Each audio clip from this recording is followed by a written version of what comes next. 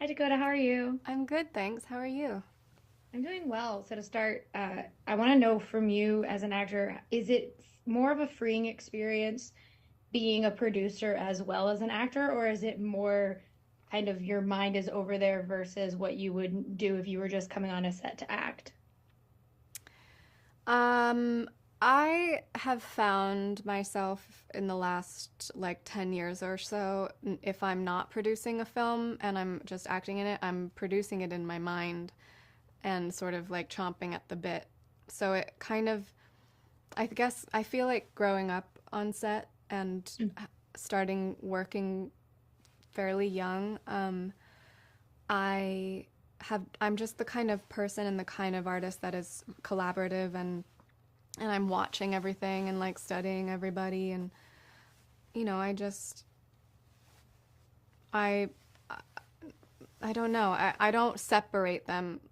Like if I'm on a job where I'm just acting, it's most of the time I wish I was producing it, and if I am not producing it and it's going really well, then I'm like, "Oh, this is the best, thank God." And but if I am not producing it and it's like a a a really difficult process, I always have some ideas of how things could be a little better. That's so fascinating to me. And I also love to I mean, I know you knew Sean before, but I do love that this is essentially just two people in a car the entire time. And there's like a couple little moments where they're not in just the car, but for the most part, it is her in the back seat, him in the driver's seat. When you look at that on paper and you know, like, okay, great, like it's just us carrying this, does it change at all how you approach a character, or is it more just like, okay, it's freeing. I know Sean, we can sit in a car together and go back and forth for however many hours.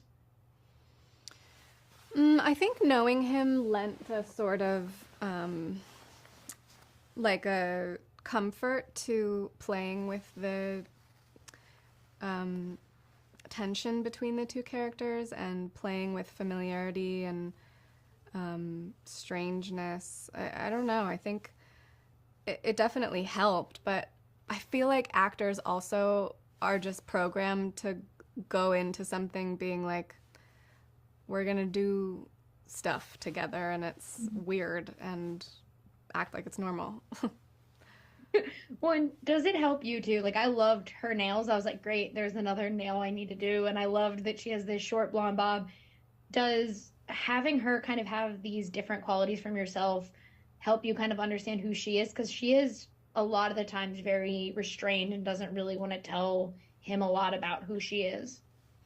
Yeah, yeah. The details in her in Girlie's hair and makeup and the nails and the earrings and like little things here and there are all to tell her story. They're all there to, so much there's so much that takes place on her phone. So it was important to me that when you see her fingers typing, you're like, "Oh, I know something else about her based on what her nails look like."